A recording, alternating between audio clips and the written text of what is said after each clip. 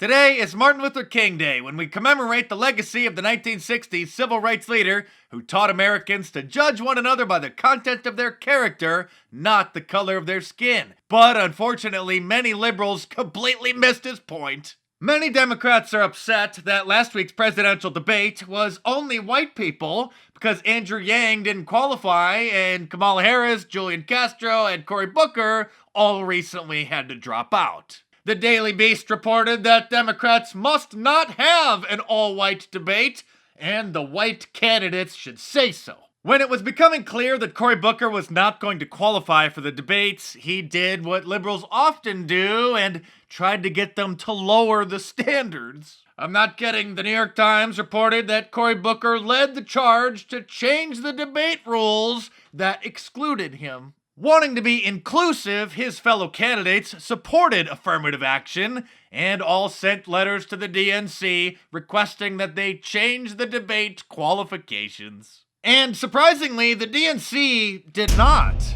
But liberals aren't just upset that there are too many white people running for president, they're also upset that there are too many white people living in America. But lucky for liberals, because of mass immigration, that will soon change. Not only our Muslim communities, but African communities, Asian communities, Hispanic communities, and the wave still continues.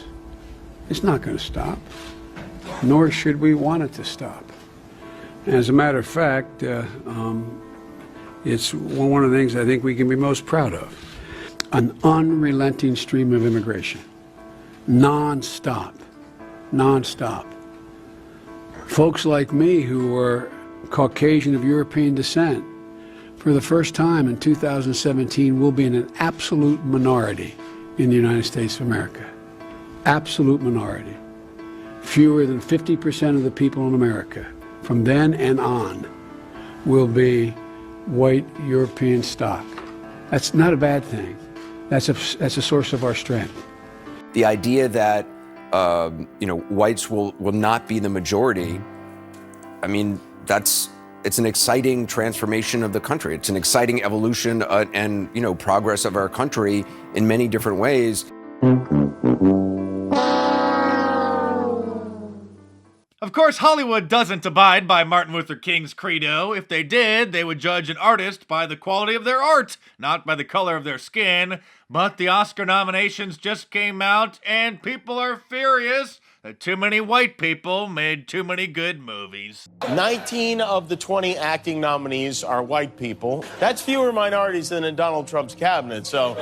If the nominees are so white, this year's Oscars are being held at Pottery Barn. The Academy of Motion Picture Arts and Sciences is facing criticism over the lack of diversity in its Oscar nominations. Again, out of the 20 nominees in acting categories, only one person of color was nominated, and women were shut out of the Best Actor category. Oh no, I mean, what's next? Are they gonna complain that there's too many white toys in Toy Story? Oh wait, what's this? The whiteness of Toy Story 4. Okay, I give up. There seems to be no sign of intelligent life anywhere. Apparently Jennifer Lopez was in some movie and, what a surprise, was passed over for an Oscar nomination, so her fans took to Twitter to tweet out "Justice for J-Lo" in protest. NBC News reports that fans link J-Lo, Awkwafina, and Lupita Snubbs to Oscar's diversity problem. No, I think it's just an acting problem. And for the second year in a row, the Oscars will have no host. You may recall last year, comedian Kevin Hart was supposed to host the show, but some of his old jokes resurfaced and were just too offensive.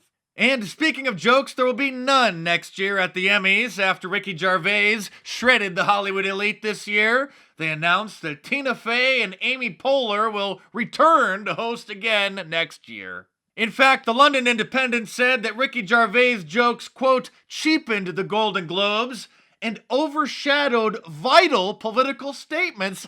Celebrity opinions are vital. I don't know if I'm going to cover the Oscars this year because there's only so much political propaganda a guy could take. I know many of you are thinking that I should launch a t-shirt featuring Martin Luther King wearing a Trump hat. And while that's been on my list for a long time, my lawyer advised against it without properly licensing his image from the estate. Just because somebody's no longer alive doesn't mean that you can use their image on a commercial product because the rights to their likeness extend well beyond their death. The rules are different, however, with former presidents, so you can get a Ronald Reagan Donald Trump shirt, or a JFK Trump shirt, or my personal favorite, the Abraham Lincoln Trump shirt from my online store, markdice.com, or click the link in the description below. And of course, they're available in a t-shirt, long sleeve, and a hoodie, and a whole bunch of different colors as well. So head on over to markdice.com or click the link in the description below and check them out.